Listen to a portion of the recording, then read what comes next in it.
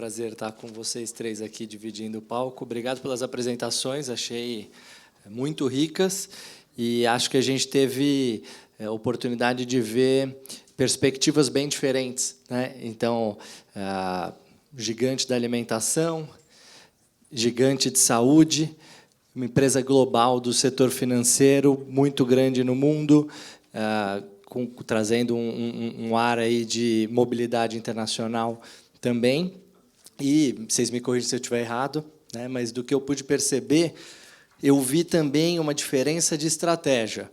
Eu reparei da tua apresentação, Thaís, um direcionamento muito claro para o profissional de como que ele tem que crescer na empresa, né? O jeito de crescer é esse aqui, você vai seguir os treinamentos e a cultura da empresa, e com isso você vai chegar lá e vai crescer rápido, né? Já com a Flávia, eu já senti... Olha, a gente tem as ferramentas, elas estão todas aqui à disposição e cabe a você ir atrás, né? Tá tudo aqui. Aí vocês puxam minha orelha, né? Se eu interpretei errado, mas então tá tudo aqui à tua disposição para você seguir. E eu senti um mix do Renato, né? Eu senti um mix de, olha, eu tenho essas ferramentas para você ir atrás, mas também tem aqui o passaporte para o gestor, tem aqui um papel do RH. Então, achei que isso somou demais para a gente tentar chegar às nossas conclusões do que aplicar nas nossas empresas. E aí eu queria começar perguntando para vocês, o que vocês veem hoje como... E um detalhe, todos disseram que e acabou de mudar, né? E acabamos de implantar, então muita novidade. O que vocês já repararam que, nossa, deu muito certo, a gente vai continuar fazendo e é algo que resultou positivamente do que a gente tem feito, e o que ainda está sob observação ou até já foi definido como algo que tem que mudar para o próximo ciclo, né? Se quiser começar, Thaís, a gente faz aqui na ordem. Acho que assim, o que a gente observa que dá muito certo, que tem dado muito certo, e eu acho que não só com a implementação mais forte agora dessa estratégia bem definida, na verdade, a gente também tem é muito forte no BK, né, e no Popeyes, a questão da oportunidade, a gente até chama de oportunidades, né, fazendo aí uma brincadeira com o nosso Whopper. Assim, agora eu acho que a gente consegue dar ainda mais visibilidade desse processo quando a gente tem jornadas de aprendizagem muito bem definidas, né? Então, as pessoas elas conseguem entender bem os caminhos que elas precisam percorrer, elas conseguem também entender que outros caminhos elas podem percorrer, porque não necessariamente, sendo um atendente ou uma pessoa que está dentro do restaurante, eu vou ter que, né, seguir a minha carreira inteira no campo. Não, né? Eu tenho no meu time corporativo pessoas que vieram do campo. A gente tem pessoas do corporativo que fizeram o movimento de ir para o campo. Então, isso é algo que deu bastante certo, dá essa visibilidade. Eu acho que o modelo mais estruturado ele ajuda a gente a fortalecer as pessoas entenderem que existem essas oportunidades e que, de fato, com a gente, elas podem se desenvolver e crescer dentro da companhia. Especificamente, olhando hoje para o nosso modelo, a gente pôde aprender muito, né? E a gente viu assim, que o que não dá certo é discutir carreira, discutir... a solução que a gente deve entregar para desenvolver a pessoa naquela carreira sem chamar aquela pessoa para o processo de construção da jornada dela, né? Então, nenhuma jornada de aprendizagem desenhada com o viés só da área de aprendizagem ou com o viés lá da nossa área de gestão, né? A gente envolve a área, a gente faz um mergulho na área para entender ali como são as carreiras de dentro daquelas áreas e o que a gente precisa entregar. Então, acho que o nosso grande aprendizado para esse ano foi esse, né? A gente, em algumas coisas, a gente acabou, beleza, a gente pensa aqui dentro de casa e a gente viu que, na hora que foi entregar, não funcionou muito bem. Legal, obrigado. Dá a direção, mas escuta para reformular, isso, né? Isso. Que legal. Bom, acho que a gente conseguiu aprender nesse último ano que comunicar é a chave, assim. Então, a gente tinha um programa super bem estruturado e aí eu saía pelos corredores e perguntava: quanto tempo você está na DASA? 15 anos. Quantos cargos você teve? 5, 6. eu tenho pessoas no meu time que estão lá há muito tempo e já foram atendentes de NAC, e hoje é uma coordenadora de treinamento. E aí a pesquisa mostrava para a gente, as pessoas falando que a gente não dava oportunidade de crescimento no primeiro ano. Eu falei, a gente tem alguma coisa errada. Ou as pessoas não estão percebendo isso, e pesquisa de clima é percepção. Então, a gente começou a comunicar mais essas histórias de sucesso. E é engraçado que, a partir do momento que a gente começou a comunicar, a gente teve mais adesão nas vagas que a gente publicava. Porque acho que para a pessoa dar uma percepção de, não, é de verdade. Né? Assim, existe, o critério é claro, existe um processo seletivo por trás. Então, a partir do momento que a gente começou a fazer isso, as vagas começaram a ter até mais aderência. Ainda está longe de ser o caminho ideal ou o processo ideal, mas acho que a percepção do colaborador já está diferente. É claro que eu tenho uma facilidade, uma dificuldade. Hoje, comunicação interna está no meu guarda-chuva, então é mais fácil, eu peço para todo mundo que está dentro de casa, mas tem uma dificuldade que a DASA é muito espalhada. Então, é muita gente nos 4 cantos do país e com uma ferramenta de comunicação ainda diferente. Acho que a outra coisa que a gente mudou e acho que para sempre é a questão de responsabilizar o colaborador. Assim, não sou eu, RH, eu não tenho nem braço para isso. Então, está aqui, segue sua vida se você quer. Está aqui, esse é um valor da DASA, que acho que também tem esse lado de a nossa cultura é assim. Então, eu não vou, num processo de RH, ter um símbolo diferente. Porque se eu falo que a minha cultura é uma cultura de autonomia, de meritocracia e de protagonismo, o meu processo de RH tem que fazer isso, senão não faz sentido. Então, a gente linkou muito com cultura e com o que está escrito nos nossos valores. Acho que isso deu super certo. Não, faz total sentido. E você comentou que na apresentação que teve uma certa resistência no começo, né? Que a turma falou, pô, mas cadê aquela menina para eu conversar, né? Então, como que tem sido? Como está sendo essa jornada? As pessoas são mais acostumadas a ter gente perto, né? Acho que isso é uma coisa que a DASA tem aprendido. A gente é uma empresa, um gigante de saúde, a gente tem migrado muito para a transformação digital. E aí a gente tem olhado 300 pessoas em squads que pensam diferente, mas eu tenho uma recepcionista que vai lá fazer sua ficha e tira uma xerox. Então, assim, o que a gente faz é como que eu mudo o comportamento dela com processos que impactam a vida dela. Né? Então, assim, ela não vai trabalhar no squad, mas ela pode fazer um processo interno de RH através de um celular. Então, processo a processo, a gente está mudando essa mentalidade. E aí, de novo, a gente reforça. Então, na comunicação, eu falo, cadê a menina que estava aqui? Sabe, essas coisas assim, cadê o grupo? No Workplace, a gente faz muito, cadê o grupo que estava aqui? Então, a gente usa de uma forma lúdica para mudar uma temática de negócios. A DASA não vai ter mais as babás do lado. Então, você tem que ir atrás do que você quer, porque todo mundo aqui está fazendo a mesma coisa. Então, é isso que a gente tem feito. Muito legal. E essa comunicação divertida funciona, né? Que legal. Renato. Então, a gente está até no nosso slogan, né, que a gente é um banco para o mundo em mudança. Você não chamou a gente de gigante, mas globalmente... Mas talvez, são. Nós temos 202 mil empregados, né, 50% mulheres, 50% homens. Então, a gente tem essa... Mas, assim, acho que dá para vocês ouvirem o Renato. Né? É uma questão que você perguntou da mudança. Né? Então, assim, a gente tem isso no nosso slogan, mas... a gente não é um banco de mudança rápida, assim, não de mudança rápida, mas de disrupção, né? No sentido assim, as mudanças elas são sustentadas, a gente trabalha muito com com melhorias contínuas, né? Então a gente não deve jogar tudo fora, né? Então a gente tem uma cultura muito forte, gestores que estão bastante tempo, então a gente está mudando as coisas aos poucos. Então a gente implementou um novo sistema, a gente foi nesse modelo de treinar as pessoas, vamos lá, vamos usar, isso vai ser melhor. A gente tinha um sistema que chamava AAA, né? E agora a gente tem o About Me. Então assim, é mostrar os benefícios, né? Que o gestor recolhe aquilo numa retenção maior, nas conversas mais fáceis, né? Conversas mais frequentes também. O próprio isso que você falou por exemplo, a gente colocou a ferramenta, todas as vagas abertas estão lá, e a gente sabe de pessoas que querem aquelas vagas, só que a gente tem que dar uma forcinha. Você viu aquela vaga? Não tinha visto. A gente tem que mandar alguns alertas, né? Vagas em destaque.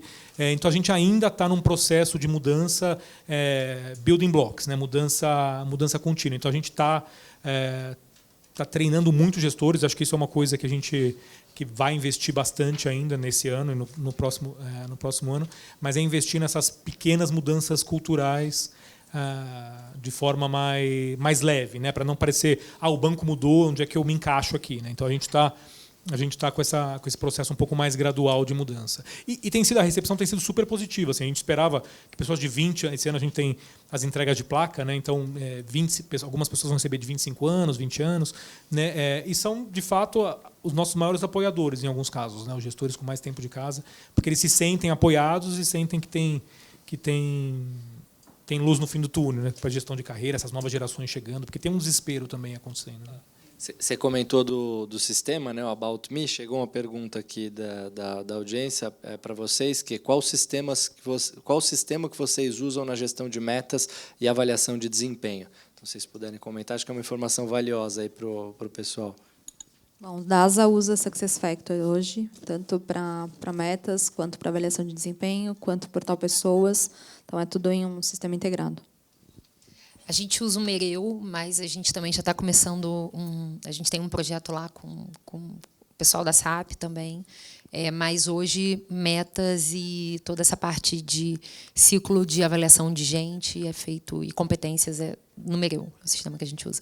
Legal. O About Me ele é um programa próprio. Ele é desenvolvido em Portugal, inclusive. Mas é um programa interno. É um programa interno. E ele pluga num sistema maior ele pluga no PeopleSoft, né, que é o nosso sistema de gestão, que alimenta quem é gestor. Se bem que a gente tem que fazer algumas adaptações manuais para ajustar gestor, porque pode ser que o PeopleSoft às vezes não reflete 100%, mas é um programa próprio, né, um sistema próprio. Entendi, obrigado. E, assim, a gente fica sempre naquela dúvida, né? É melhor o profissional ficar muito tempo em casa? É melhor ele ir embora? Quando que vocês avaliam, né, o que te desperta né, uma lâmpada de é a hora de deixar essa pessoa aí? Quando você perde alguém, era para ir mesmo ou não? Perdemos, erramos, porque a gente devia ter feito alguma coisa diferente lá atrás. Bom, acho que a gente tem um turnover na DASA hoje em torno de 22%. Então, a gente ainda perde bastante gente para o mercado. O que, comparado com empresas do nosso segmento, é um turnover ok. Às vezes, a gente sofre mais, eu diria, Felipe, que em cargos mais estratégicos, né? Porque a operação é meio que uma máquina. Você está contratando, então você está contratando 7.000 pessoas num ano. Então, você contrata na máquina. O que nos faz sofrer mais é quando a gente tem uma pessoa com forte alinhamento na cultura, que entrega muito e que está indo para um concorrente ou está indo para uma outra empresa por uma questão financeira. Então, isso nos faz sofrer mais. Mas a gente tem olhado muito o modelo ideal. Então, a gente tem até discussões executivas falando num nível de liderança, a gente deveria sempre ter gente, uns 30% de mercado, que vem com uma ideia nova, que traz um oxigênio diferente para a organização. A gente deveria ter 30% de gente que a gente formou internamente. Então, eu deveria ter um pessoal que era recepcionista e virou coordenador, como eu tenho no meu time hoje. E uns 30% que é uma galera que é alto talento, que a gente com muito potencial. Então, a gente tem tentado olhar dessa forma. E aí, de repente, vai perder mesmo, não tem jeito. A gente sofre um pouquinho, mas depois a gente se recupera e traz gente nova. Acho que é mais ou menos isso. Eu acho que com a gente funciona de uma forma bem parecida também, enfim, dada a natureza do nosso negócio, turnover, né, ele é inerente.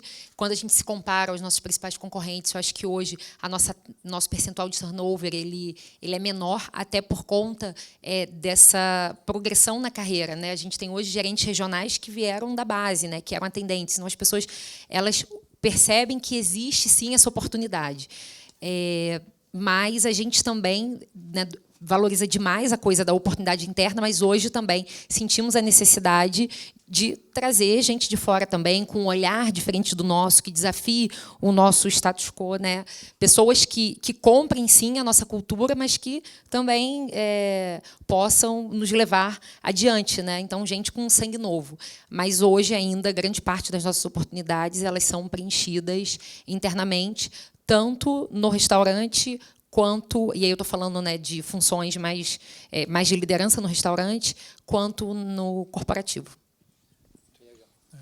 No nosso caso, a gente tem de tudo, né? Tem casos que a gente não faz nenhum esforço de retenção, né, de contraproposta, nada, porque a gente entende que era o momento da pessoa sair. Esse ano, né, a gente tem algumas posições de liderança que foram ex-BNP, ou seja, pessoas que foram BNP há 5 anos atrás, 10 anos, e voltaram, né?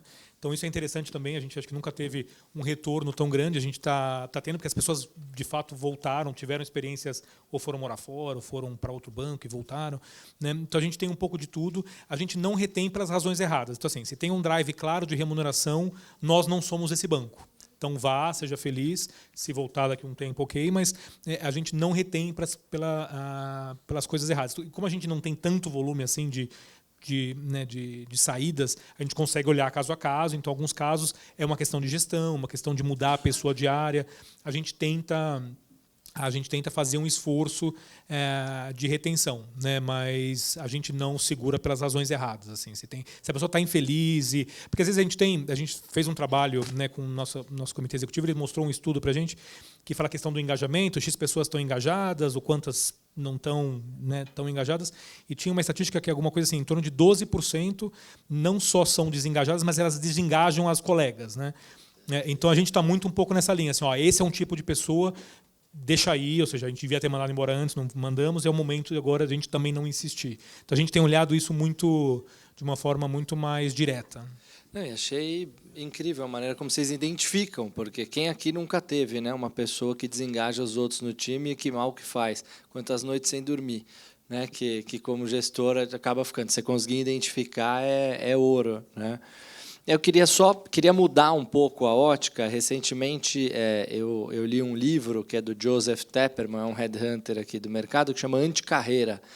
E anticarreira porque, na concepção dele, carreira é uma linha reta, né? E o que ele propõe é que a carreira das pessoas deveria fazer curvas, né? Não deveria ser justamente o que a gente quer que seja nas empresas. A pessoa vai crescendo e vai ficando. A proposta dele é totalmente oposta. Você tem que ter negócio paralelo, você tem que sair da empresa e por aí vai, né? E aí a gente repara que vem crescendo muito gente que tem uma segunda atividade, seja um negócio próprio, seja alguma segunda fonte de renda. Como que as empresas, né, as suas empresas, vê isso? E aí, acho que a gente, indo para o corporativo, né, acho que quando a gente fala ali do pessoal de operação, é um tipo de pensamento. Quando você vai para o corporativo, como que sua empresa vê um funcionário que fala, olha, eu quero continuar trabalhando aqui, tranquilo, só que eu quero abrir uma editora, porque essa é a minha paixão, ou eu quero ter qualquer negócio paralelo, que não vai atrapalhar minha atividade aqui, segundo ele, mas que eu vou ter esse negócio. Como que vocês já se depararam com isso na empresa e como que a empresa de vocês encara esse tema? No nosso caso, a gente tem, isso é comum, ou seja, a gente tem desde vários executivos nossos são professores, né, tem muitas pessoas que têm investimentos com a mãe, né, tem uma loja com a mãe, né, isso tudo, o empregado ele tem obrigação, isso é feito na admissão, ele tem a obrigação de reportar isso, né? E essa questão, se tem conflito ou não, a nossa área de compliance avalia. Porque a gente tem, por exemplo, na Asset, a gente tem pessoas que têm participação em fundos, né? Então, a nossa área de compliance ela avalia caso a caso, né, se aquilo pode ou não ser uma situação de conflito, né? E aquilo fica guardado, então, porque às vezes aparece, por exemplo, tal fornecedor de, sei lá, de café da manhã tem um tio de alguém no banco, então assim, isso é mapeado para não ter conflito, porque a gente tem dentro dos nossos, né, conflito de interesse, um dos treinamentos, um dos 30 treinamentos mandatórios que a gente faz todo ano é conflito de interesse, aceitar presente, né, e essa questão de você ter envolvimento fora do banco, isso tem que ser avaliado e reaprovado anualmente, conselho de empresa, você ser professor, o horário que você dá aula, então isso é avaliado. Eu não lembro de nenhum grande problema, ou de falar, você tem que deixar de ser professor, não lembro de nenhum grande problema. É mais quando é participação em questão financeira, conselheiro de fintech, que alguma coisa, se tem uma concorrência muito direta, e aí a gente pede para a pessoa descontinuar. Pode, mas tem regra, né? Legal. Bom, a DASA, a gente tem poucos casos, acho que a DASA consome o tempo da galera, então a gente não faz nada além do que ficar na DASA. A gente tem pouquíssimos casos, a gente tem alguns casos de conselheiros, mas a gente tem pedido para serem conselheiros em empresas de segmentos diferentes, né? Então, a gente tem... o nosso presidente é conselheiro em 3, 4 empresas, mas os demais níveis isso não tem sido muito comum. Embora a gente seja uma empresa bem livre, então nada é tratado como um big deal, assim. Quero montar uma empresa de biscoito, vai lá, desde que você seja feliz lá e aqui, tudo bem, está tudo certo. Então, a gente não tem... Mas acho que as pessoas não têm muito tempo mesmo. Só não fica vendendo nos corredores do banco. Batendo tua meta, tudo bem, né? Acho que o nosso caso também no corporativo é um pouco disso. Não tem tempo, a gente precisa se dedicar bastante, né? E também existe uma questão de conflito de interesses, isso também é olhado, mas eu desconheço, tá, dentro do corporativo, alguém que, enfim, que esteja exercendo uma outra atividade. Certamente deve ter alguém que dê aula, enfim, algum curso MBA, eu não sei, mas, de uma forma geral, a gente também dedica bastante do nosso tempo para a companhia. Então, não sei nem se daria muito tempo para isso. Legal. Eu peguei esse dado também no estudo da Gallup, eles colocaram, pegar o percentual, aqui 29% da força de trabalho nos Estados Unidos reportou ter uma segunda atividade. Então, é uma coisa que está vindo, né? E aí, pegando um pouco esse gancho, hoje, 36% da força de trabalho nos Estados Unidos já trabalha no que está sendo chamado de gig economy, que são esses trabalhos de autônomo, que vai desde, no mercado financeiro, um agente autônomo de investimento, aos motoristas de Uber, a turma que entrega as maquininhas que a gente vê aí de pagamento, a freelancers em TI, que são os profissionais mais difíceis de contratar, essa turma super freelancer, né? Então, o que vocês têm? É fato que as pessoas vão querer... E aí, só fazendo a conexão, por que isso cresce tanto? Porque todo mundo quer horário flexível e quer a possibilidade de fazer sua renda, né? Como que está a questão de flexibilidade de horário, home office? Como que isso cruza com a pessoa ficar mais tempo na empresa? Se é que vocês têm mais dados hoje disso? Assim, nas últimas pesquisas de engajamento, isso era algo que vinha muito, né? A questão do equilíbrio, qualidade de vida, equilíbrio vida profissional, pessoal. Então, a gente tem o horário flexível, né? As pessoas elas podem escolher entrar de 7h30 até 10h30 da manhã. A gente, esse ano, começou a pilotar em algumas diretorias, e aí eu estou falando do corporativo, né? A gente começou a pilotar em algumas diretorias o Flex Office. E a gente tem um desafio grande que é uma dor nossa, assim, como é que a gente consegue levar esses benefícios que a gente está levando lá para o time corporativo para o campo também, né? Para o campo não é tão fácil assim, né? Então, à medida que a gente vai entregando mais benefícios para o nosso time corporativo, a gente também vai fazendo um depara disso para o campo, guardadas as devidas proporções, né? Porque não é fácil. Mas a gente sabe que hoje, com as pessoas que a gente tem, com os colaboradores que a gente tem, né, enfim, com todo o desafio de retenção de talentos, a gente precisa, e a gente está olhando para isso com muito cuidado. Bom, o DASA é, acho que bem parecido com o negócio do Burger King. A gente tem 2 mundos, unidade, corporativo, expo, enfim. Unidade não tem como ter horário flexível, você não vai chegar lá, não vai ter ninguém para colher seu sangue, não tem jeito. O que a gente tem feito para a operação é tentar colocar o profissional mais perto da casa dele possível. Então, isso a gente tem feito. Para o corporativo, a gente tem horário flexível, tem home office 2 vezes por semana. Para a turma que fica lá nos squads, a gente tem umas diferenças, tipo Google, sabe, cerveja, enfim, coisas diferentes. Mas a gente está tentando dar o remédio certo para a doença certa, né? Então, não dá para dar tudo para todo mundo, mas a gente tem praticado isso porque foi realmente um pedido grande de pesquisa de engajamento. A gente já lançou tem 2 anos. Então, é um benefício. No nosso caso, são temas que aparecem muito na nossa pesquisa de clima. A gente não é super flexível com horário, com vestimenta, né? A gente está migrando, de novo, é tudo uma jornada, né? Então, a gente aboliu a gravata esse ano, né? Então, a gente está nesse processo. Então, o horário flexível é um pouco mais flexível, tirando as pessoas que operam bolsa, tem muita pessoa que opera sistema de pagamentos, então tem pessoas que são mais presas. E a parte do home office vai ser lançada a partir de janeiro do ano que vem. A gente vai anunciar, não vai passar para o pessoal do BNP, né, o vídeo, aí, né, porque é surpresa. Tá ao né? vivo. A gente vai avisar, não falaram. Né? Então a gente vai avisar agora no nosso town hall de fim de ano, né? Só que não é para todo mundo, né? A gente tem muita, porque, por exemplo, trading, né? Os pedidos são gravados no telefone, então a pessoa não pode fazer do celular de casa, né? Então tem uma série de restrições, muita gente não tem laptop ainda, né? A gente tá numa jornada, mas a ideia é lançar para quem consegue fazer, então os gestores vão ter vão ter esse poder. Então a gente está migrando para isso, é um caminho sem volta, né? A gente já flexibilizou o horário de entrada e saída, a gente não tem banco de horas, também vai entrar em vigor, ou seja, a gente está ainda, porque a gente ainda é um mercado muito regulado, né? de deals, e telefone, e ordem, e monitor Bloomberg, ou seja, a gente está muito preso ao nosso escritório, ali, principalmente o pessoal de mesa de operações, né? Então, né, falar não para quem não pode vai ser o mais difícil, talvez. Acho que essa é a nossa preocupação.